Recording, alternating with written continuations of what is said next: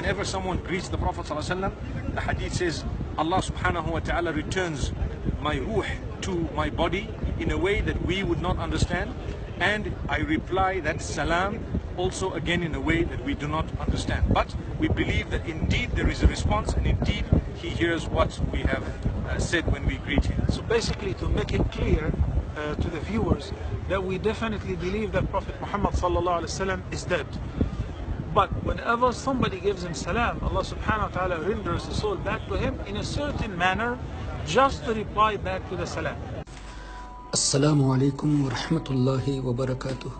Dear brothers and sisters in Islam, there was a question with regards to the hearing of Nabi Kareem sallallahu alaihi wasallam, such as when we recite salawat and salam upon Nabi sallallahu alaihi wasallam, does he hear? By the will of Allah. And the answer given by some scholars is that he is dead, and he only hears the salam because Allah returns his soul for him to respond to the salam, and that's it.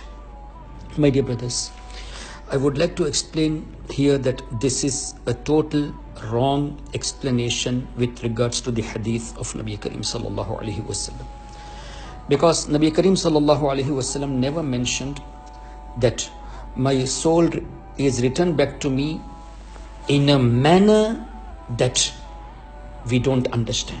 So the term in a manner what we don't understand or what you don't understand is not mentioned in the hadith of Nabi Kareem sallallahu alaihi wasallam.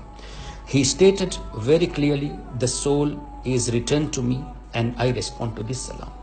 And this hadith is a very famous hadith, and Imam Bayhaqi radiallahu ta'ala anhu, who is a scholar who left this world in Hijri 458, he has written a book named Hayatul Anbiya, and he has explained in light of the scholars of the hadith that this hadith mean the soul is permanently returned to Nabi Kareem sallallahu alaihi wasallam. That is, he is physically alive in his blessed grave and he responds to this salam. Because if we take it that when a person sends salam, the ruh is written and Nabi Kareem sallallahu alaihi wasallam responds to our salam, then there can be question. There are millions of people at a time sending salam upon Nabi sallallahu alaihi wasallam, and every moment.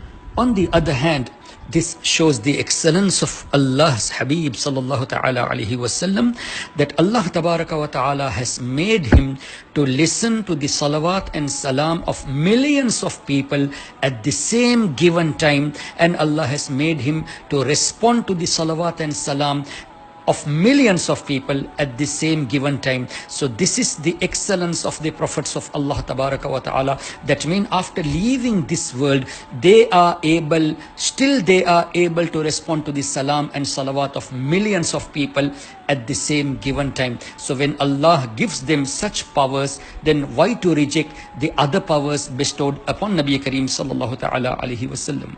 Allah states in the Holy Quran, Inna Allah wa malaikatahu yusalluna ala Nabi. Allah and his angels sends blessings upon Nabi Kareem sallallahu alaihi wasallam. So angels are engaged in reciting salawat and salam, as you find in the hadith of Mishkat Sharif, where Hazrat Kaab radiallahu ta'ala anhu said that every day 70,000 angels in the morning and 70,000 angels in the evening send salawat upon Nabi Kareem sallallahu alaihi wasallam out of respect in the darbar of Nabi Kareem sallallahu alaihi wasallam. When one jamaat of 70,000 returns, the other jamaat comes back. So this way, in a day 1,40,000 angels, and the jamaat which comes once, there is no moment for them, there is no chance for them to return again until Qiyamah. So much of angels of Allah are engaged in reciting salawat and salam. So even it has to be understood that when every moment salam is being recited, how come that the soul is taken and given back? This is why the scholars of the hadith have recorded, such as Imam Bayhaqi, that the word qad has been hidden in the hadith, which means that already my soul is returned to me. Apart from that, Nabi Kareem sallallahu tabaraka wa ta'ala alaihi wasallam said that Al-Anbiya ahya'un fi quburihim yusallun. The prophets of Allah are alive in their graves and they offer prayer. Now we have to understand, for a person to offer prayer, he has to have a physical body, as recorded in the hadith of Sahih Muslim. Nabi Kareem sallallahu alaihi wasallam said, when I saw Hazrat Musa alayhi salam whilst Mi'raj, I saw Hazrat Musa alayhi salam offering prayer in his grave, qa'imun yusalli, while standing. So for a Nabi to stand in the grave, he has to have a physical body. This hadith, now that is recorded in Muslim Sharif. This hadith that the prophets of Allah are alive in their graves and they offer prayer is recorded by Imam al-Bazzar in his Musnad, the scholar who left this world in Hijri 292. Also in Musnad Abu Ya'la, Hijri 307. In Abu Nu'aym, Imam Abu Nu'aym who left this world in Hijri 430. Also Imam Bayhaqi, Hijri 458. Imam Ibn Asakir in his Tarikh, Hijri 571. Imam Ibn Hajar Asqalani, Hijri 852. Further, Nabi Kareem sallallahu tabaraka wa ta'ala alayhi wasallam said, Hayati khairul lakum wa wafati khairul lakum, or hayati khairul lakum wa mamati khairul lakum.